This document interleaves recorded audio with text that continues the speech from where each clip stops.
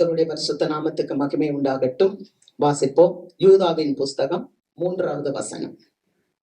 பிரியமானவர்களே, பொதுவான ரட்சிப்பை குறித்து உங்களுக்கு எழுதும்படி நான் மிகவும் கருத்துள்ளவனாய் இருக்கையில், பரிசுத்தவான்களுக்கு ஒரு விசை ஒப்பு கொடுக்கப்பட்ட விசுவாசத்திற்காக நீங்கள் தைரியமாய் போராட வேண்டும் என்று உங்களுக்கு எழுதி உணர்த்துவது எனக்கு அவசியமாய் கண்டது. ஹல்லேலூயா. அவர் சொல்றார், இந்த நிருபத்தை எழுதினவர் இயேசு கிறிஸ்துவனுடைய சகோதரர். அவர் சொல்றார், பிரியமானவர்களே, பொதுவான ரட்சிப்பு, நீங்கள் விடுதலை பெற்றிருக்கீங்களே, நீங்க ரட்சிக்கப்பட்டிருக்கீங்க, நீங்க இயேசுவை ஏற்றுக்கொண்டீங்க, அதை குறித்து நான் உங்களுக்கு பேசணும், எழுதணும் அப்படின்னு நினைக்கும் போது, பரிசுத்தவான்களுக்கு ஒரு விசை ஒப்பு கொடுக்கப்பட்ட விசுவாசத்தை குறித்து உங்களுக்கு எழுதி உணர்த்த வேண்டும் என்று உணர்த்துவது அவசியம் என்று எனக்கு கண்டது. அல்லேலூயா. இந்த விசுவாசம் அப்படின்றதுங்க நம்ம வாழ்க்கையில ஒருக்கா தான் வரும். அந்த ஒருக்கா வர்றது எப்படி வரும்னா, நம்மளா விசுவாசிக்கிறது இல்ல. இயேசுவை நம்மளா நம்ப முடியாது. இயேசுவை நம்புறதுக்கு இயேசு நமக்கு கிருபை தர வேண்டும். அதனாலதான் பவுல் சொல்றாரு, கிருபையினாலே விசுவாசத்தை கொண்டு ரட்சிக்கப்பட்டீர்கள். நம்மெல்லாம் ரட்சிக்கப்பட்ட சந்ததி. எப்படி ரட்சிக்கப்பட்டோம்? ஆண்டவருடைய கிருபை நம்ம மேல வந்துச்சு. அந்த கிருபைனா என்ன? தகுதி இல்லாதவர்களுக்கு கொடுக்கப்படுகிற ஈவு. அந்த ஈவு எனக்குள்ள வந்ததுனால நான் இயேசுவை தெரிந்து கொண்டேன். அப்ப இயேசுவை தெரிந்து கொண்டேன்றது நமக்கு ஒரு விசுவாசம். இந்த விசுவாசத்தினால நம்ம என்ன பண்ணணும்னா, இந்த விசுவாசத்தை நம்ம காத்து கொள்றதுக்கு நமக்கு ஒரு போராட்டம் இருக்கு. அல்லேலூயா. நீங்கள் ஒரு விசை பெற்றுக்கொண்ட அந்த விசுவாசத்துக்காக தைரியமாய் போராட வேணும். நம்ம போராடணும். நமக்கு ஒரு யுத்தகலம் இருக்கு. என் விசுவாசி, நான் விசுவாசி என்பதை காத்து கொள்வேன். அல்லேலூயா. நல்லா பாருங்க, விசுவாசம்னா என்ன? வாசிக்கலாம். எபிரேயர் 11வது அதிகாரம் 1வது வசனம். விசுவாசமானது நம்பப்படுகிறவைகளின் உறுதியும் காணப்படாதவைகளின் நிச்சயமுமாய் இருக்கிறது. விசுவாசம் என்பது நம்பப்படுகிறவைகளின் உறுதி, காணப்படாதவைகளின் நிச்சயம். அப்ப இந்த விசுவாசம்னா என்ன தெரியுமா? உங்களுக்குள்ள ஒரு ஃபெய்த். அந்த விசுவாசம் என்றது நம்பப்படுகிறவைகளின் உறுதி. ஏதோ ஒன்ன நம்புறீங்கல்ல, அதுல உறுதியா இருக்கிறது. எதை நம்புறோம்? உங்க வாழ்க்கையில இயேசு எனக்கு ஆரோக்கியம் தருவார், இயேசு எனக்கு சுகம் தருவார், இயேசு என் வாழ்க்கையை கட்டுவார், இயேசு என்னோட எல்லாம் சந்தோஷத்தை தருவார், சமாதானத்தை தருவார், இயேசு என்னை பிளஸ் பண்ணுவார். இதெல்லாம் நீங்க நம்புறீங்கல்ல, அதுதான் நம்பிக்கை. விசுவாசம் எனப்படுவது நம்பிக்கை. அடுத்து என்னன்னா, காணப்படாதவைகளின் நிச்சயம். ஒருவேளை அதை நீங்க காணாமல் இருக்கலாம், அதை நீங்க பார்க்க முடியாது. ஆனா அதுல நீங்க என்னவா இருக்கணும்னா, நிச்சயமா இருக்கணும். நிச்சயமா நான் பார்ப்பேன், நிச்சயமா நான் அந்த ஆசீர்வாதத்தை பார்ப்பேன். அல்லேலூயா. எத்தனை பேர் நீங்க முன்னால சின்ன பிள்ளைங்களதான் இங்க இருந்தீங்க? இங்க இருக்கிற பிள்ளைங்கள்ல பெரும்பாலும் பிள்ளைங்க என் மடியில உட்கார்ந்த பிள்ளைங்க தான். பிறந்ததுல இருந்து என் மடியில உட்கார்ந்த பிள்ளைங்க நிறைய பேர் இங்க இருக்கிறவங்க. அப்ப இதெல்லாம் யார் கொண்டு வந்தா? ஆண்டவர். அப்ப நான் ஒரு உறுதி இருந்துச்சு, ஒரு நம்பிக்கை இருந்துச்சு. அது மாதிரி நம்மளுடைய வாழ்க்கையில விசுவாசத்தை நம்பணும். அதோடு கூட அது இல்லாட்டாலும், அதை பார்க்காட்டாலும், அது மேல நம்ம எப்படி இருக்கணும்னா நம்பிக்கையோட இருக்கணும். காணப்படாத காரியத்துல நிச்சயமா இருக்கணும். அப்ப இந்த விசுவாசம் என்பது என்ன அப்படின்னா, உங்களுடைய நம்பிக்கையும் நீங்க காணாமல் இருக்கிறத கண்டு கொள்ளும் வரைக்கும் இருக்கிற ஒரு தேடல் இருக்கு பாத்தீங்களா, அதுதான் விசுவாச போராட்டம். அல்லேலூயா. நீங்க வச்சிருக்கிற நம்பிக்கை, அந்த நம்பிக்கையினால நீங்க இதுவரைக்கும் பார்க்கவே இல்லை, ஆனா ஒரு நாள் நீங்க நிச்சயமா பார்ப்பீங்க. அப்படி பார்க்கிற வரைக்கும் இருக்கிற ஒரு தேடல், அதை தேடுறதுதான் விசுவாச போராட்டம். அல்லேலூயா. இன்னும் சுருக்கமா சொல்லணும்னா, நீங்க இங்க இருக்கிறீங்க, நீங்க இப்ப உங்க சொந்த ஊருக்கு போறீங்க, உங்க பிள்ளைகளை பார்க்கணும்னு போறீங்க. அப்ப உங்க பிள்ளைங்களை பார்க்க போகணும்ன்றத ஒரு நம்பிக்கை. ஆனா உங்க பிள்ளைங்களை இன்னும் பார்க்கல, ஆனா உங்க பிள்ளைங்களை பார்க்கறதுக்கு தான் நீங்க பயணப்படுறீங்க. அதுதான் அந்த பயணப்படுற வரைக்கும், நீங்க போய் பார்க்கிற வரைக்கும் இருக்கிற நேரம் தான் தேடுற நேரம். அதுலதான் உங்களுக்கு நிறைய போராட்டம் வரும். அல்லேலூயா. Hallelujah. ஆனாலும் அதை மீறி போய் சேருவீங்க, பிள்ளைய பாப்பீங்க. ஆமென். Amen. எத்தனை பேரையோ பாக்குறோம், பஸ்ல போறாங்க, பர்ஸ விட்டுருவாங்க, பஸ்ல போவாங்க, தூங்கிடுவாங்க, அடுத்த ஸ்டாப்ல போய் இறங்கிடுவாங்க. நிறைய பேர் பாக்குறோம், பஸ்ல போவாங்க, போகும்போதே என்ன பண்ணிடுவாங்க, வண்டியை விட்டுருவாங்க. இப்படி எத்தனையோ இருக்கு. ஆனாலும் நீங்க போய் உங்க ஊர்ல உங்க பிள்ளைகளை பாக்குற வரைக்கும் இருக்கிற காரியத்துல இடைப்பட்ட காரியம், அந்த தேடல், அதுதான் விசுவாச போராட்டம். அதுல நான் பார்ப்பேன், என் பிள்ளைய பார்ப்பேன், என் ஊருக்கு போவேன் அப்படின்ற ஒரு துணிவோட போறோம்ல, அதே போலதான் தேவ பிள்ளைகளாக நீங்களும் நானும் ஒரு இடத்துக்கு பயணப்படுறோம். அது எங்கன்னா நம்ம பரலோகத்தை நோக்கி போயிட்டு இருக்கோம்.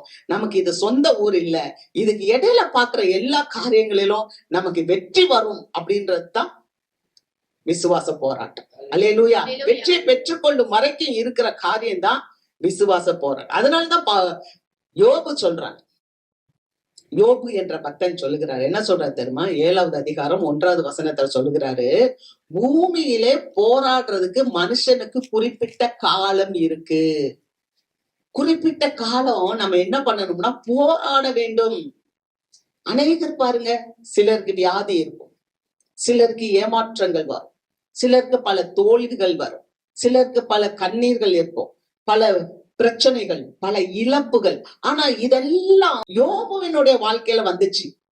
யோபு இதனால என்ன பட்டார்னா விரக்தி அடைந்தார், விரக்தியா இருந்தார். ஆனா ஒரு காலகட்டத்துல யோபு என்ன செய்தாருன்னா இந்த பிரச்சனைய சரியான நோக்கில பார்த்தார்.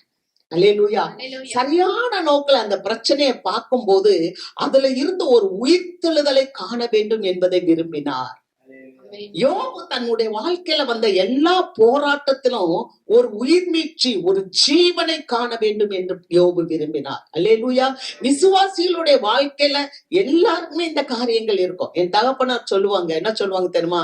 தலை இருக்குன்னா சளி இருக்கும் அப்படின்வாங்க. அப்ப நமக்கு தலை இருக்குதுன்னா வியாதி இருக்கும், மூக்கு இருக்குன்னா சளி இருக்கும்ன்ற மாதிரி நம்ம வாழ்க்கையில இந்த உலகத்துலதான் நம்ம வாழ்றோம். நமக்கு பிரச்சனைகள் இருக்கும், போராட்டம் இருக்கும்.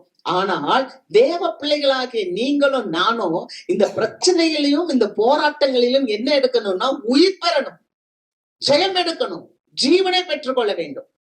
என்ன அது தெரியுமா? நம்ம எவ்வளவுதான் கஷ்டம் வந்தாலும் நான் ஆண்டவரோட இணைந்து இருக்கிறேன், ஆண்டவர் என்னோடு கூட இருக்கிறார் அப்படின்றதுதான் ஒவ்வொரு விசுவாச பிள்ளைகளுக்கும் அது ஆறுதலான செய்தி. ஆமென். எவ்வளவு கஷ்டம் வந்தாலும் என் நேசர் என்னோடு இருக்கிறார், என் பிரியமானவர் என்னோடு இருக்கிறார், என் ஆண்டவர் என்னோடு இருக்கிறார் அப்படின்றதுதான், நான் ஆண்டவரோடு இணைந்து இருக்கிறேன் அப்படின்றதுதான் நமக்கு ஒரு ஆறுதலான செய்தி. அல்லேலூயா. இந்த போராட்டத்தை குறிச்சு நம்ம பாக்குறோம். முதலாவது ஒரு போராட்டம் எங்க இருக்குன்னு சொன்னா நமக்குள்ள இருக்கிறது. அநேக நேரம் நம்ம போராட்டம் அப்படின்னாலே எதிராளியே தான் நினைக்கிறோம். அவங்க எனக்கு விரோதமா வந்துட்டாங்க, எதிர்த்த வீட்டுக்காரவங்க விரோதமா வந்துட்டாங்க, பக்கத்துல இருக்கவங்க விரோதமா வந்துட்டாங்கன்னு. ஆனா இங்க பவுல் சொல்லுகிறார், முதலாவது ஒரு எதிராளி எங்க இருக்கிறாருன்னா நமக்குள்ள இருக்கிறார். வாசிக்கலாம். ரோமருக்கு எழுதின நிருபம் 7வது அதிகாரம் 23 வசனம். ஆகிலும் என் மனதின் பிரமாணத்துக்கு விரோதமாய் போராடுகிற வேறொரு பிரமாணத்தை என் அவயவங்களில் இருக்க காண்கிறேன்.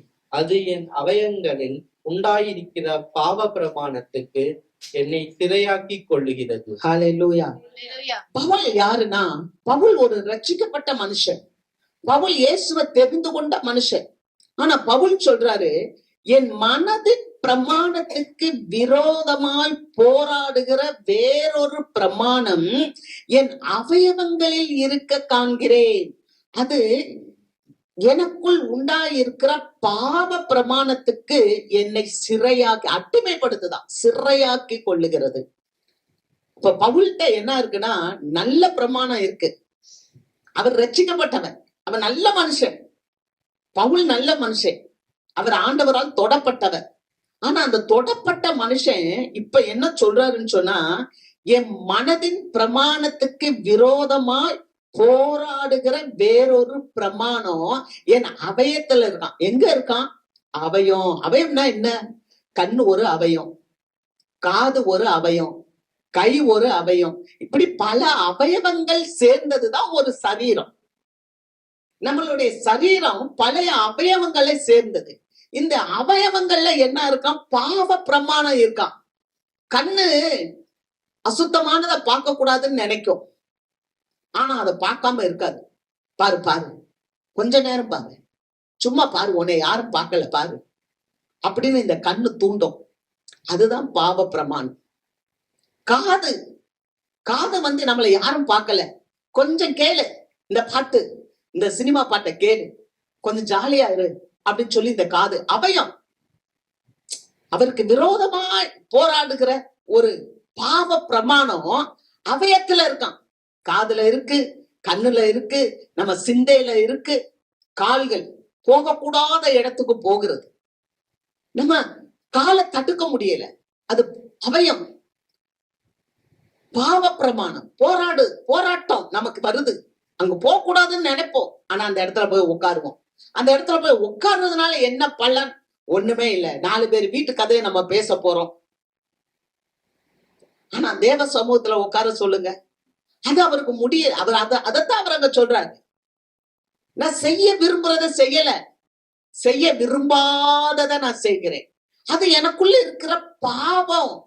நிறைய பேர் தீர்மானம் எடுப்போம், இல்ல நான் எப்படியாகலாம் இத்தனை மணி நேரம் வேதத்தை வாசிப்பேன், எப்படியாகலாம் ஆண்டவரோடு இவ்வளவு மணி நேரம் உட்கார்ந்து நான் ஜெபிப்பேன். தீர்மானம் எடுப்போம், ஆனா உட்கார முடியாது. தீர்மானங்களை எடுப்போம், செயல்பட முடியாது. காரணம் என்ன? நமக்குள்ள இருக்கிற அந்த போராட்டம், நம்முடைய அவயவங்களில செயல்படுகிற, நம்முடைய பிரமாணத்துக்கு எதிராக செயல்படுகிற அந்த பாவ பிரமாணம் நல்லதை செய்ய விடாதபடிக்கு நம்மளை என்ன பண்ணுதுன்னா சிறையாக்குகிறது. அதுதான் நமக்கு போராட்டம். அந்த போராட்டத்துல இருந்து நான் எப்படி தப்புவிப்பேன், நான் என்னை எப்படி காப்பாற்றிக் கொள்வேன்? பவுல் கேட்கிறாரு. ஆக 2வது வசனம், அடுத்த வசனம் வாசிங்க, 24. நிர்பந்தமான மனுஷன் நான், இந்த மரண சரீரத்தில் நின்று யார் என்னை விடுதலை ஆக்குவார்? நிர்பந்தமான மனுஷன், இந்த மரண சரீரத்திலிருந்து யார் என்னை விடுதலை ஆக்குவார்? அல்லேலூயா. நம்ம வாழ்க்கையில நம்ம நல்லவங்க தான், நம்ம நல்லவங்க, நம்ம ஆண்டவரை தெரிஞ்சவங்க, நம்ம ஆண்டவருடைய பிள்ளைங்க தான். ஆனா நமக்குள்ள என்ன இருக்குதுன்னா ஒரு பாவ பிரமாணம் நம்மளுடைய அவயவங்களோடு போராடி கொண்டு இருக்கு. இந்த போராட்டத்துலதான் நீங்களும் நானும் என்ன பண்ணணும்னா ஜெயம் எடுக்கணும். அதுக்குத்தான் ஆண்டவர் சொல்லுறார், இடுக்கமான வாசலுக்குள்ள பிரவேசிங்க. அல்லேலூயா. இடுக்கமான வாசலுக்குள்ள போனீங்கன்னா அது எப்படின்னா அது ஜீவனுக்கு போகிற வாசல், அது வாழ்வு தரும் வாசல். கேட்டுக்கு போற வாசல் வழி விசாலமா இருக்கான். அங்க அதுல நிறைய பேர் போறாங்களாம். இன்னைக்கு நம்ம எதை தேர்ந்தெடுப்போம்? மெஜாரிட்டியை தான் நம்ம பார்ப்போம். எங்க மெஜாரிட்டி இருக்கு, எங்க கூட்டங்கள் அதிகமா இருக்கு, அங்க நம்ம போகணும்னு நினைப்போம்.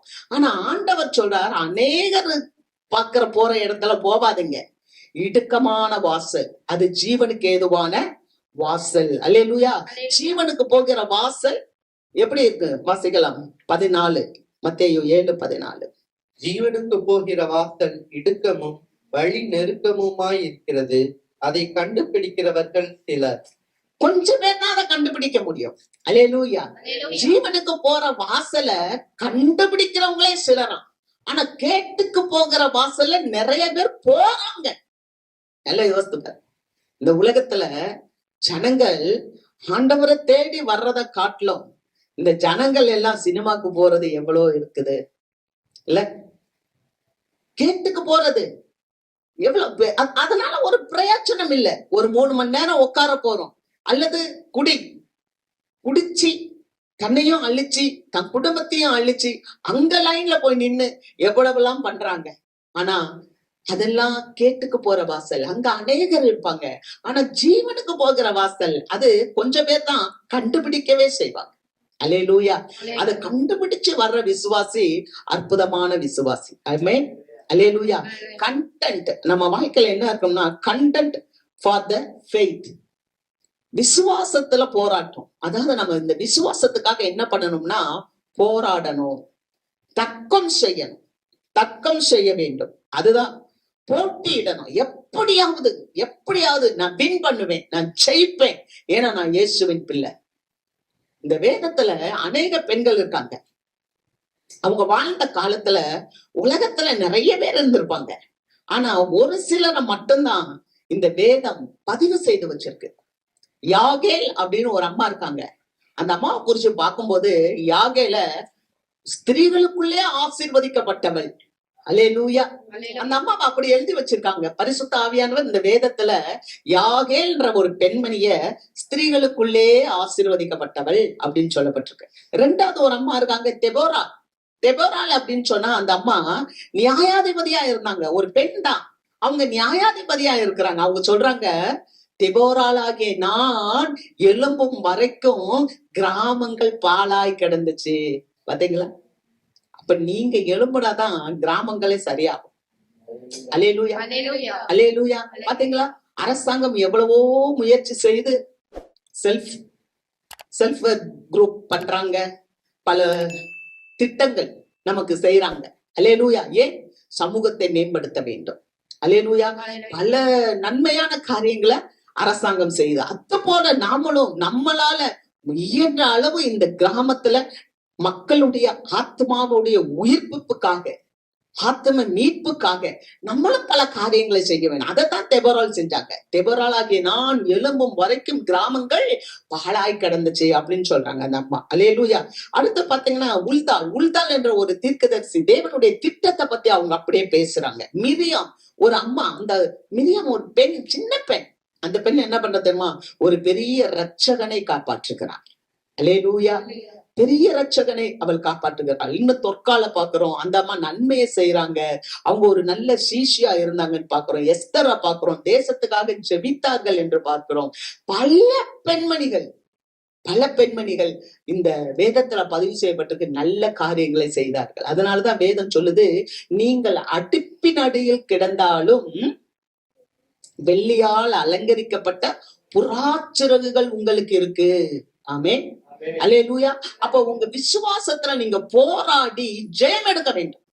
அதுதான் ஒரு மற்ற மக்களோடு கலவாமல் இருக்கணும். அதுதான் ரொம்ப முக்கியம். அதனாலதான் பாருங்க, அவர் சொல்றாரு, பாலாக் பீலேயாம கூப்பிடுறாரு. பீலேயாம கூப்பிட்டு இந்த ஜனங்களை எல்லாம் சபிச்சு போடு அப்படின்றாரு. ஜனங்களை எல்லாம் சபிக்க காசு கொடுத்து கூப்பிடுறாரு. ஆனா பீலேயாம் சொல்றாரு, கர்த்தரால் ஆசீர்வாதம் பெற்ற ஜனம் இது. அல்லேலூயா. கர்த்தரால் ஆசீர்வாதம் பெற்ற ஜனம். இந்த ஜனம் கர்த்தருடைய ஜனம், இது ஆசீர்வதிக்கப்பட்ட ஜனம். இதனால சபிக்க முடியாது. நம்மளை யாராலையும் சபிக்கவே முடியாது. நம்மளை யாராலையும் எதுவும் பண்ண முடியாது. ஏன்னா நாம் கர்த்தரால் ஆசீர்வதிக்கப்பட்ட ஜனம். அந்த ஜனம் எப்படி இருக்கு தெரியுமா? அவர் சொல்றாரு, பீலேயாம் சொல்றாரு, கண்மலையின் உச்சியில இருந்து பாக்குறேன், அந்த ஜனங்கள் யாரோடும் கலவாமல் அவர்கள் தனியாய் வாசம் பண்ணுகிறார்கள். அல்லேலூயா. இந்த வேதத்துல பாக்குறோம், அத்தனை ஸ்திரீகளும் இந்த உலகத்துக்கு ஒத்து போகலைங்க. அவங்கவுங்க தன் பாட்டுல நல்லதை செஞ்சாங்க. ஆனா ஒரு சில ஸ்திரீகளை பாக்குறோம். எசபேல் ஒரு ஸ்திரீ. அந்த அம்மா என்ன பண்ணாங்க தெரியுமா? அவங்க நல்ல கண்ணுக்கு மையிட்டு, நல்லா சிங்காரிச்சுக்கிட்டு, கொண்டை போட்டுக்கிட்டு, ஹஸ்பண்ட் இல்ல, இறந்துட்டார். ஆகா, ரொம்ப மோசமானவன். காரணம் என்ன தெரியுமா? அவளாலதான் கேட்டான். அந்த பொம்பளையால, அந்த எசபேல் என்ற ஒரு பெண்ணால தன்னோட அந்த புருஷன் கெட்டு போனான். அவன் அங்க வசனம் இருக்கு, எசபேல் தூண்டி விட்டபடியே ஆகாப் செய்தான். அதனால என்னாச்சு தெரியுமா? சுவரில நீர் விடுறதுக்கு கூட ஒரு நாய் இல்லாம அந்த வம்சத்தையே தேவனை அழித்து போட்டாங்க. எல்லாம் கவனிங்க. ஏன்னா விசுவாச வாழ்க்கையில நமக்கு போராட்டம் உண்டு. அந்த போராட்டத்துல நம்ம வெற்றி பெற வேண்டும். அல்லேலூயா. கண்ணுக்கு மையிடுவதல்ல, நம்ம சிங்காரித்துக் கொள்வதல்ல. அங்க வசனம் சொல்லுது, அழகு வீண், சௌந்தரியம் வஞ்சனை உள்ளது, கர்த்தருக்கு பயப்படுகிற ஸ்திரீயே புகழப்படுவார். அல்லேலூயா. நம்முடைய வாழ்க்கையில கர்த்தருக்கு பயப்படுற பயம் இருக்கணும். ஒவ்வொரு குடும்ப பெண்மணிகளுக்கும், ஒவ்வொரு பிள்ளைகளுக்கும் தனித்தனியா நமக்கு என்ன இருக்கணும்னா, கர்த்தருக்கு பயப்படுகிற பயம் இருக்கணும். முதலாவது, நான் கர்த்தருக்கு பிரியமா நடக்கிறேனா?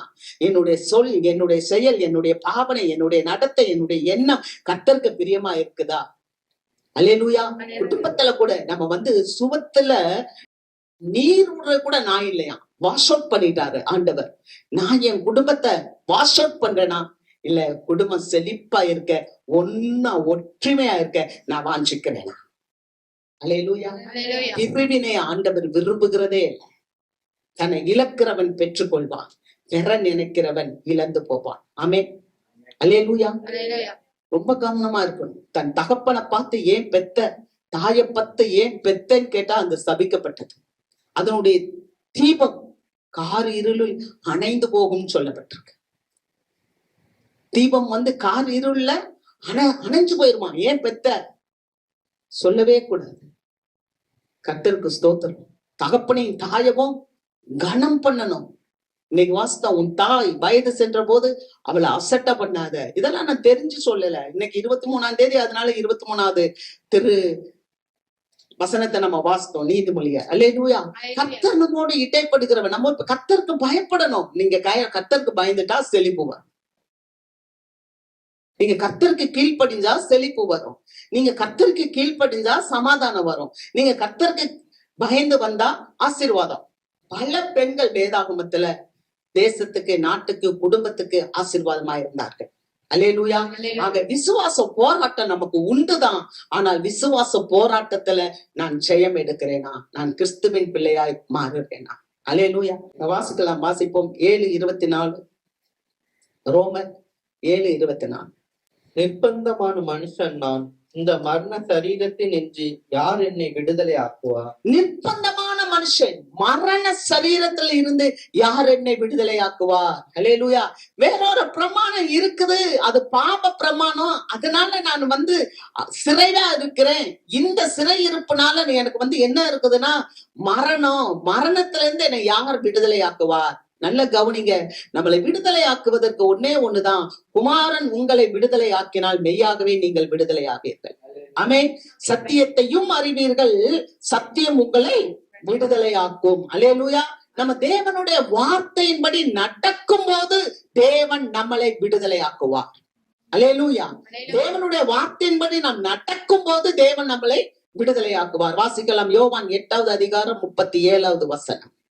நீங்கள் ஆபிரகாமின் சந்ததியாய் என்று அறிவேன், ஆனாலும் உங்களுக்குள்ளே என் உபதேசம் இடம்பெறாதபடியால் என்னை கொலை செய்ய தேடுகிறீர்கள். நீங்கள் ஆபிரகாமின் சந்ததியார் என்று நான் அறிவேன். ஆண்டவர் சொல்றார்.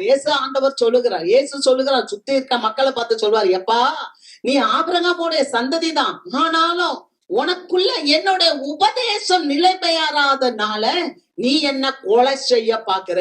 நல்ல காரியங்கள் பிள்ளைகளுடைய மனதுக்குள் இல்லாததுனாலதான் இந்த உலகம் கேட்டுக்குள் போய்கொண்டு இருக்கிறது. அல்லேலூயா. நல்ல காரியங்கள் நல்ல மனசுக்குள்ள இறங்கணும்னா நம்ம குடும்பத்துல தாய் தகப்பன்ல இருந்து எல்லாம் மாதிரியா இருக்கும். அல்லேலூயா. ஏன்னா தேவன் எதற்காக மனுஷனை படைத்தார் தெரியுமா? தேவ பக்தி உள்ள சந்ததியை உண்டாக்கும்படிதான் தேவன் ஒருவனை படைத்தார் என்று வேதம் சொல்லுகிறது. ஆமென். நீங்க ஆபிரகாமின் சந்ததிதான், ஆனா உங்களுக்குள்ள என்னுடைய உபதேசம் இல்ல, அதனாலதான் என்ன கொல்ல விரும்புறீங்க. சில நேரத்துல ரட்சிக்கப்பட்ட பிள்ளைங்க, நான் ஆண்டவருடைய பிள்ளை, நான் ஆண்டவருடைய கோயிலுக்கு போறேன், நான் ஆலயத்துக்கு போறேன், நான் வேதத்தை எடுத்துக்கொண்டு போறேன், அப்படித்தான் ஒருவன் இருந்தான். லூக்கா எழுதின நற்செய்தி நூல் 15வது அதிகாரம் 28 30 வசனங்களை வாசிக்கும் போது அங்க ஒரு சம்பவம் நடைபெறுகிறது. என்ன தெரியுமா? அந்த முழு சம்பவம் இயேசு பேசுறத குறிச்சு பாக்குறோம். இளையகுமாரன் போயிட்டான், ஆனா மனம் திரும்பி வந்துட்டான். ஆனா அப்பா கூடயே ஒருத்தன் இருந்தான். அவன் சொல்றான், இத்தனை ஆண்டுகள் உன் கூட தானே நான் இப்ப வயல்லையே இருந்தேன், உன் கற்பனைகளை நான் மீறாம நடந்தேனே, ஆனா எனக்காக என் நண்பனோடு நான் சந்தோஷமா இருக்கிறதுக்கு ஒரு ஆட்ட கூட நீ அடிக்கலையே. ஆனா என் தம்பி அவன் பாவம் செய்தான், அவன் சொத்துக்கள் எல்லாம் கொண்டு போய் வேசிகளோட செலவழிச்சான், அதெல்லாம் விட்டுட்டு அவன் வந்தவுடனே அவனை ஏத்துக்கிட்டியே. அல்லேலூயா. பாவிகளை ரட்சிக்கத்தான் கிறிஸ்து இயேசு உலகத்துக்கு வந்தார். ஆமென். பாவிகளை ரட்சிக்கத்தான் கிறிஸ்து இயேசு உலகத்துக்கு வந்தார். எந்த மனிதனையும் ஏற்றுக்கொள்கிற மனப்பக்குவம் இருக்கணும். ஆனா அவன் சொல்றான், நான் இவ்வளவு நாள் உன் கூட வயல்ல தானே இருந்தேன், அப்பா கூட தான் இருந்தான், தகப்பனோட தான் இருந்தான், ஆனா தகப்பனுடைய சித்தத்தை செய்யாதவனாக இருந்தான். அவனுடைய சொந்த காரியத்தை தான் அவன் அந்த வயல்ல இருந்து செஞ்சிருக்கானே ஒழிய அவங்க அப்பாவுடைய எண்ணத்தை, எதிர்பார்ப்புகளை, அவங்க அப்பாவுடைய சித்தத்தை செய்யாதபடிக்கு இருந்தான். இன்னைக்கு அநேக ரட்சிக்கப்பட்ட விசுவாசிகளும் கூட தேவாலயத்துல இருக்கலாம், வயலிலே இருக்கலாம், ஆனால் தேவனுடைய திட்டத்தை, சித்தத்தை வாழ்க்கையில செயல்படுத்துகிறோமா? அல்லேலூயா. அவங்க அப்பா வெளியே வந்து கூப்பிடுகிறார், ஐயோ இவன் மரித்தான், இப்பொழுது உயிர்த்தான், இவனுக்காக கொளுத்த கன்று அடிக்கப்பட்டிருக்கிறது, வா நாம் புசித்து மகிழ்ச்சியாய் சந்தோஷமாய் இருப்போம் என்று சொல்லி தகப்பன் வெளியே வந்து அந்த மூத்த குமாரனை அழைத்த போதிலும் கூட அவன் உள்ள போகல. கடைசி வரைக்கும் அவன் உள்ள போகல. அல்லேலூயா. பாருங்க, அப்ப இன்னைக்கு நம்ம பிறரை மன்னிக்கிறதுல நமக்கு என்ன வேணும்னா போராட்டம் இருக்கு, விசுவாச போராட்டம் இருக்கு. பிறரை ஏற்றுக்கொள்வதுல விசுவாச போராட்டம் இருக்கு. பிறர் அழகா ஸ்கேல் வச்சு சொல்லிடுவோம், இவங்க இப்படி இவங்க இப்படின்னு. ஆனா நம்ம எப்படி இருக்கிறோம்? அல்லேலூயா. நான் தகப்பனுடைய சித்தத்தை செய்கிறேனா? நான் ஃபீல்டுல தான் இருக்கிறேன், ஆனா நான் வயல்ல இருந்தாலும் தகப்பன் சித்தத்தை செய்கிறேனா? வாசிக்கலாம். யோவான் 4வது அதிகாரம் 34வது வசனம். இயேசு அவர்களை நோக்கி, நான் என்னை அனுப்பினவருடைய சித்தத்தின்படி செய்து அவருடைய கிரியையை முடிப்பதே என்னுடைய போஜனமாய் இருக்கிறது. ஆமென். அல்லேலூயா. இயேசு சொல்றார், என்ன சொல்றாரு? அவருடைய சீஷர்கள்ட்ட சொல்றார், அவர்களை நோக்கி, நான் என்னை அனுப்பினவர்களுடைய சித்தத்தை செய்து முடிப்பது, நான் என்னை அனுப்பினவருடைய சித்தத்தை செய்து அவருடைய கிரியை முடிப்பதே என்னுடைய போஜனமாய் இருக்கு. ஆமென். அல்லேலூயா. கிரியைகளை முடிக்கணும். ஆண்டவர் எனக்கு கொடுத்த டாஸ்க் என்ன? நீங்க கோவிக்க கூடாது, உண்மையா கோவிக்க கூடாது, யோசிக்கணும். இத்தனை ஆண்டுகள் சபைக்குள்ள இருக்கேன், எதுக்காக என்னை ஆண்டவர் கொண்டு வந்தா? எதற்காக என்னை அழைத்தா? இன்னைக்காவது இந்த தோட்டத்துல இருக்கிற நீங்க அப்பாவுடைய சித்தத்தை செய்திருக்கிறீங்களா? அப்பாவுடைய எண்ணத்தை ஏக்கத்தை எத்தனை தடவை அப்பா நமக்கு இதை வெளிப்படுத்தி கொண்டே இருக்கிறார். ஆனா அதை நம்ம செஞ்சிருக்கோமா? அதனாலதான் நம்ம வாழ்க்கையில டோட்டல் ஃபெயிலியர். வருத்தத்தோட சொல்றேன், ஐ நோ உங்களுடைய கண்டிஷன் என்ன எனக்கு தெரியும். இதுக்கு முன்னால நீங்க எப்படி இருந்தீங்க அப்படின்றத எனக்கு தெரியும். ஆனா இப்ப ஆவிக்குரிய வாழ்க்கையில தொய்ந்து போய் இருக்கிறோம், எபிரேயர்கள்ல போல. இன்னும் சொல்ல போனா எபேசு சபை மக்கள்ல போல ஆதியில கொண்ட அன்பை விட்டு விட்டு தனிந்து கொண்டு இருக்கிறோம். ஆகவே எனக்கு தெரியும், நானா ஒருவேளை நினைக்கிறேன் நான் ஆசீர்வாதமான பகுதியில தான் போயிட்டு இருக்கேன். இல்ல, காரணம் என்ன? அப்பாவுடைய சித்தத்தை செய்யல. பல முறை நம்ம கேட்கிறோம், ஆனா கீழ்ப்படியல. கீழ்ப்படியாதனால எனக்கு போராட்டம் இருக்கு. இந்த போராட்டத்துல நான் தேவனுடைய கிரியையை நடப்பிக்கிறேனா? இயேசுவானவருக்கு பல போராட்டங்கள் இருந்துச்சு. சீஷர்கள் உணவு கொண்டு வந்தாங்க, ஆனா இயேசு பசியா தான் இருந்தார். ஆனா சமாரியா ஸ்திரியோடு பேசி கொண்டு இருந்தார். சீஷர்கள் உணவு கொண்டு வரும்போது சொல்றாரு, நீங்கள் அறியாத வேற ஒரு போஜனம் எனக்கு இருக்கிறது. அவங்க நினைக்கிறாங்க வேற யாராவது சாப்பாடு கொண்டாந்து கொடுத்துட்டாங்களோ? இல்ல, என் பிதாவுடைய சித்தத்தை செய்து அவருடைய கிரியை நடத்தி முடிப்பதுதான் என்னுடைய போஜனமாய் இருக்கிறது. அல்லேலூயா. கர்த்தருக்கு மகிமை. நாங்க வாசிக்கிறோம், லூக்கா எழுதின நற்செய்தி நூல் 9வது அதிகாரம் 7வது வசனம். அப்பொழுது காற்பங்கு தேசாதிபதி ஆகிய ஏரோது அவரால் செய்யப்பட்ட யாவையும் கேள்விப்பட்டதும் அன்றி சிலர் யோவான் மரித்தோரில் இருந்து எழுந்தான் என்றும். பாருங்க, காற்பங்கு தேசாதிபதி ஏரோது இயேசுவால் செய்யப்பட்ட காரியங்களை எல்லாம் கேள்விப்படுறார். கேள்விப்பட்டது மட்டுமின்றி சிலர் சொல்றாங்க, இயேசுவை குறிச்சு சொல்லும் போது யோவான் மரித்தோரில் இருந்து எழுந்தான். இதெல்லாம் எப்ப நடக்குது அப்படின்னு சொன்னா, சீஷர்கள் போறாங்க, போய் பிரசங்கம் பண்றாங்க, நிறைய அற்புதங்கள் செய்யறாங்க. நல்ல கவனிங்க, சீஷர்கள் போறாங்க, பிரசங்கம் பண்றாங்க, அற்புதம் செய்யறாங்க. நமக்கு இயேசு உன்னை நேசிக்கிறான்னு சொல்லவே வாய் வரமாட்டேங்குது. ஏன்னா அதுக்கு உரிய சாட்சிகள் இன்னும் நமக்கு காலங்கள்ல விளங்கப்படல. இன்னும் நம்ம பாலை குடிக்கிற குழந்தையாவே இருக்கிறோம். ஆனா சீஷர்கள் போய் பிரசங்கம் பண்றாங்க, அற்புதங்களை செய்யறாங்க. இதெல்லாம் பார்க்கும்போது தேசத்தின் ராஜா ஏரோது பாக்குறான். தேசத்தின் ராஜா ஏரோது பார்த்து இவங்கெல்லாம் இப்படி செய்யறாங்களே, அது மட்டுமல்ல, அவன் சொல்றான், யோவான் ஸ்நானகன்ல இருந்து இவர் எழுந்தாரு. ஏன்னா யோவான் ஸ்நானகன் இறந்து போன ஒரு மனுஷன், செத்து போனவர் உயிரோட எந்திரிச்சிருக்கிறாங்க. ஏன்னா சபை கிரியை செய்ய வேண்டும். அல்லேலூயா. சபை கிரியைகளை நடப்பிக்க வேண்டும். அப்பதான் சபை என்ன தெரியுமா, இந்த சபையால பார்க்கும்போது ஜனங்கள் இவருக்குள் தேவன் இருக்கிறார். நம்ம ஆராதிக்கிற தேவன் எப்படிப்பட்டவர் தெரியுமா? வானத்துக்கும் பூமிக்கும் ஆண்டவர். அவர் சொல்றார், பூமிக்கும் வானத்துக்கும் சகல அதிகாரம் எனக்கு கொடுக்கப்பட்டு இருக்கிறது என்று சொன்னார். எல்லாவற்றுக்கும் அதிகாரமும் ஆளுமை தன்மை உள்ள ஆண்டவரை நாம் தெய்வமாய் கொண்டிருக்கிறபடியினாலே அந்த தெய்வீக வல்லமை வெளிப்படுத்தும்படியாய் சபை கிரியை செய்ய வேண்டும். அல்லேலூயா. ஆறுதல் கொடுக்க வேண்டும், ஜெபிக்க வேண்டும், பிறரை கன்சிடர் பண்ணணும், விசாரிக்கணும். அடுத்த வசனத்தை வாசிங்க பாருங்க. 9:8. சிலர் எலியா தோன்றினான் என்றும் வேறு சிலர் பூர்வ காலத்து தீர்க்கதரிசிகளில் ஒருவன் உயிர்த்தெழுந்தான் என்றும் சொல்லிக் கொண்டபடியால் கலக்கம் அடைந்து, யோவானை நான் சிரச்சேதம் பண்ணினேன், இவன் இப்படிப்பட்டவைகளை செய்கிறான் என்று கேள்விப்படுகிறேனே, இவன் யார் என்று ஏரோது சொல்லி அவரை பார்க்க விரும்பினான். பாருங்க, இயேசுவை பாக்குறாங்க. பார்க்கும்போது சிலர் எலியா உயிரோட வந்துட்டாரு, இயேசுவை பார்த்தவொடனே எலியாவை நினைக்கிறாங்க. பழைய காலத்து மக்கள், தீர்க்கதரிசிகள், எலியா வந்துட்டாரு. அடுத்த சில பேர் என்ன பண்ணாங்க, இல்ல பழைய தீர்க்கதரிசிகள் தான் உயிரோட வந்துட்டாங்க அப்படின்னு சொல்றாங்க. இதெல்லாம் கேட்கிறாரு. யார் கேட்கிறாரு? ஏரோது கேட்கிறாரு. இப்ப ஏரோதுக்கு ஒரே எண்ணம், நம்மள இவனை பிடிச்சு தூக்கு போட்டோம். யார? யோவான் ஸ்நானகனை. ஏரோதுதான் கொலை செய்தார், நம்மள கொலை செய்தோம். ஆனா இப்ப இப்படி எழுந்திருக்கிறாங்கன்னு சொல்றாங்களே. அல்லேலூயா. ஆகவே அவன் கலக்கம் உற்றான். ஏரோது கலக்கம் உற்றான். இயேசுவை பார்த்து ஏரோது கலக்கம் உற்றான். ஏன் அப்படின்னா, யோவான் ஸ்நானகனை கொலை செய்ததே நான் தான், ஆனா யோவான் ஸ்நானகன் உயிரோடு இருக்கிறாங்கன்னு சொல்றாங்களேன்னு சொல்லி ஏரோது இயேசுவை காண ஆவலா இருந்தார். அல்லேலூயா.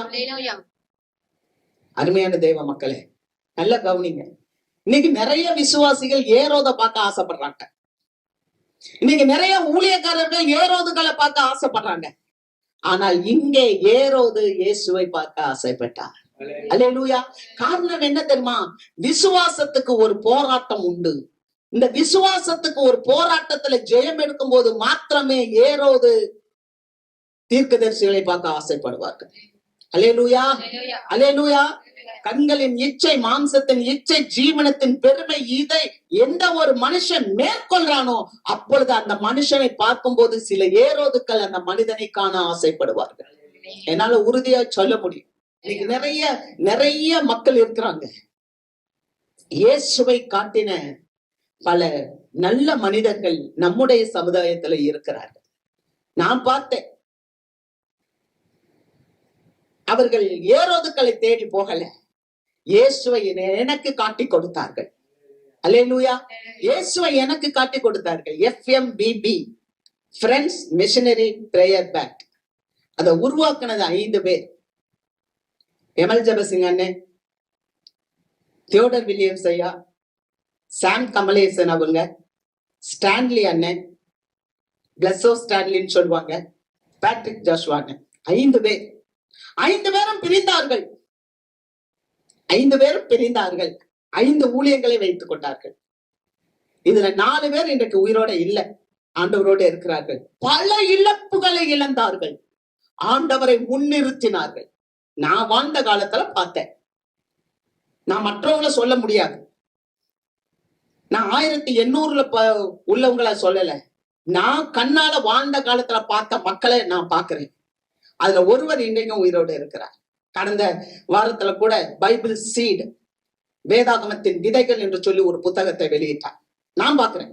இப்படிப்பட்டவர்கள் இறைவனை காட்டினார்கள், தேவனை காட்டினார்கள், ஏரோதுக்களை காட்டவில்லை. அல்லேலூயா. அல்லேலூயா. நம்மள சேவ் பண்ணிக்கிடணும், நம்ம நாட்டையும் சேவ் பண்ணணும். அல்லேலூயா. நம்மளே நம்ம சேவ் பண்ணிக்கிடணும், நம்ம நாட்டையும் சேவ் பண்ணிக்கணும். ஏன்னா விசுவாசத்துல நமக்கு போராட்டம் உண்டு. ஆனால் வேதம் சொல்லுகிறது, உலகத்தில் இருக்கிறவர்களை காட்டிலும் உங்களிடத்தில் இருக்கிறவர் பெரியவர். அல்லேலூயா. உலகத்துல காணப்படுகிற ஏரோதுகள் அல்ல. ஏரோதுகளுடைய வேலைகளை செய்யட்டும். ஆனால் அழைக்கப்பட்ட தேவ பிள்ளைகள் ஏரோதுகளுக்காகவும் செபிக்க வேண்டும். அல்லேலூயா. ஏரோதுகளுக்கு பின்னால போறதுக்கு அல்ல, ஏரோதுகளுக்காக செபித்து தேசத்தை பலமாக காத்துக் கொள்ள வேண்டும். அல்லேலூயா. நம்ம வாசிக்கிறோம் லூக்கா 9:9. யோவானை நான் சிரச்சேதம் பண்ணினேன், இவன் இப்படிப்பட்டவைகளை செய்கிறான் என்று கேள்விப்படுகிறேனே, இவன் யார் என்று ஏரோது சொல்லி அவரை பார்க்க விரும்பினான். பாத்தீங்களா? யோவானை நான் சிரச்சேதம் பண்ணினேன், ஆனால் இவன் இப்படிப்பட்ட காரியங்களை செய்கிறானே, இவன் யார் என்று சொல்லி ஏரோது இயேசுவை பார்க்க விரும்பினார். அல்லேலூயா, Hallelujah. அல்லேலூயா. Hallelujah. நம்முடைய கிரியைகளை ஜனங்கள் பார்க்கணும், நம்மளுடைய அர்ப்பணிப்புகளை ஜனங்கள் பார்க்கணும். ஆமென். சும்மா நம்ம உட்கார்றதுல, இந்த சபைக்குள்ள உட்கார்ந்து இருக்கீங்கன்னா ஆண்டவர் உங்களுக்கு ஏற்ற மேய்ப்பரை தான் கொடுப்பார். நீங்க ஆண்டவரை சந்தேகப்பட வேண்டியதே இல்லை. ஆனா ஏற்ற மேய்ப்பரை கொடுப்பார் என்றால் அந்த மேய்ப்பர் மூலமாகத்தான் உங்களோடு கூட ஆண்டவர் பேசுவார். அல்லேலூயா. Hallelujah. எந்த இடத்துல நீங்க போய் பாருங்க, தீர்க்கதரிசிட்ட சொல்லுன்னு தான் சொல்லுவார். தீர்க்கதரிசிட்ட சொல்லுன்னு சொல்லுவார். அப்ப ஆண்டவர் ஊழியக்காரர் மூலமா உங்களோடு பேசுவார்.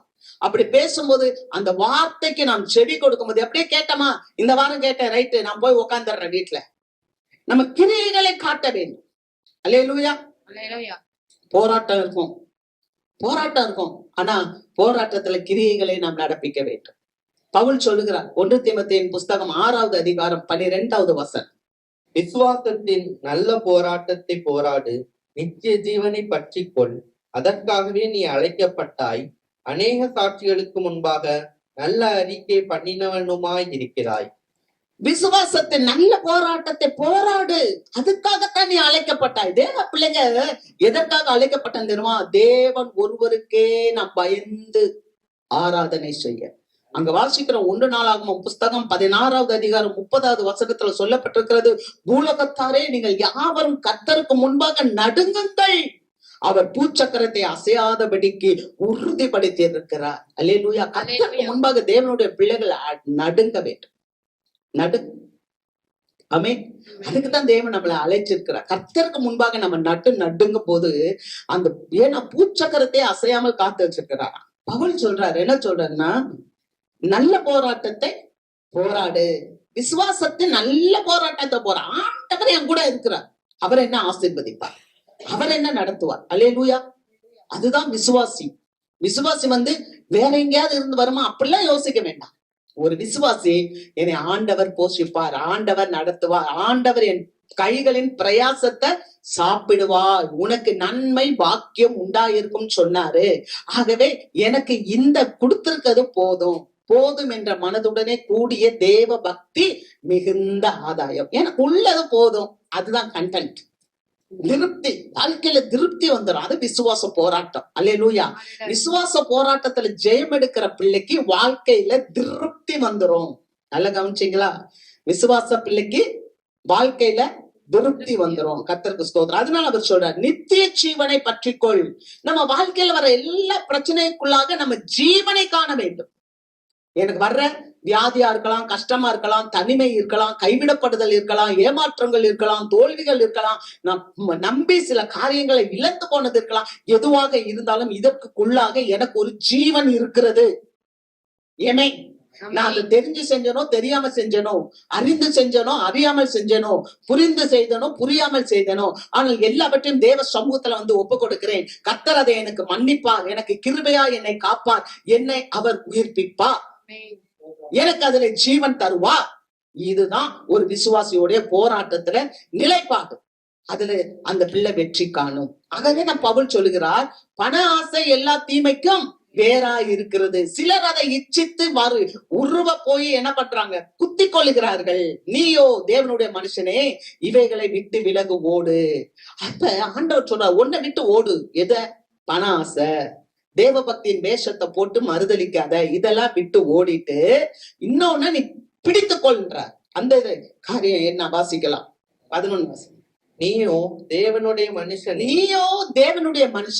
இவைகளை விட்டு ஓடி நீதியையும் தேவபக்தியையும் விசுவாசத்தையும் அன்பையும் பொறுமையையும் சாந்த குணத்தையும் அடையும்படி நாடு. அல்லேலூயா. உன்னை விற்று உன்னை பெற்றுக்கொள். ஆமென். ஒரு காரியத்தை விற்று, என்ன விற்று? நீ பண ஆசையை விற்று, தேவபக்தியின் வேஷத்தை தரிக்காம விற்று, அதுக்கு பதிலா நீ என்ன பண்ணுன்னு சொன்னா, நீ நீதியாயிரு, தேவபக்தியாயிரு, விசுவாசமாயிரு, அன்பாயிரு, பொறுமையாயிரு, சாந்தமாயிரு, இவையெல்லாம் அடையும்படி நாடு. எப்ப வரைக்கும்? தேவனுடைய பிரசன்னமாகுதல் வரைக்கும் நீ அவைகளை அடையும்படி நாடு. அல்லேலூயா. அப்ப இது காரியத்தை நீங்கள நானும் செய்யும் போது இதுதான் விசுவாச போராட்டம். இந்த விசுவாச போராட்டத்துல நான் அன்பை தேடுறேனா? நான் அன்பா இருக்கேனா? எனக்கு போராட்டம் இருக்கு, ஆனா அன்பா இருக்கேனா? ஏசாமி எவ்வளவு அன்பா இருந்தார். அப்ப அவன் தனக்கானவைகளை அல்ல, திறனுக்கானவைகளை தேடுவானாக. அல்லேலூயா. நீதியை தேடு, தேவபக்தியை தேடு, பொறுமையாயிரு, சாந்த குணமாயிரு, ஐக்கியமாயிரு. அல்லேலூயா. குடும்பத்துல ஐக்கியமாயிருங்க. அதனாலதான் அவர் சொல்ற தேவ பக்தி, விசுவாசம், அன்பு, பொறுமை, இத பத்தி நாடு. இதெல்லாம் நடந்தா என்ன நடக்கும்? ஃபைனல் முடிச்சுறேன். 1 நாளாகமம் 29வது அதிகாரம் 11-12 வசனம். கர்த்தாவே, மாட்சிமையும் வல்லமையும் மகிமையும் ஜெயமும் மகத்துவமும் உம்முடையவைகள். வானத்திலும் பூமியிலும் உள்ளவைகள் எல்லாம் உம்முடையவைகள். கர்த்தாவே, ராஜ்யமும் உம்முடையது. தேவரீர் எல்லாருக்கும் தலைவராய் உயர்ந்திருக்கிறீர். ஐஸ்வர்யமும் கனமும் உம்மாலே வருகிறது. தேவரீர் எல்லாவற்றையும் ஆளுகிறவர். உம்முடைய கரத்திலே சத்துவம் வல்லமையும் உண்டு.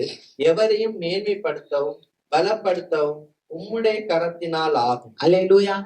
அழகா பாருங்க. ஒண்ணு நம்ம கையில இல்ல. மாட்சிமை, வல்லமை, மகிமை, ஜெயம் எல்லாம் உம்முடையது. வானம் உம்முடையது, பூமி எல்லாம் உம்முடையது, ராஜ்யம் உம்முடையது, இந்த உலகமே அவருக்குரியது. தேவரீர் நீ தலைவராய் உயர்ந்திருக்கிறீர். அல்லேலூயா. ஐஸ்வர்யமும் கனமும் உம்மாலே வருகிறது. தேவரீர் எல்லாவற்றையும் ஆளுகிறவர். உம்முடைய கரத்துல சத்துவமும் வல்லமையும் உண்டு.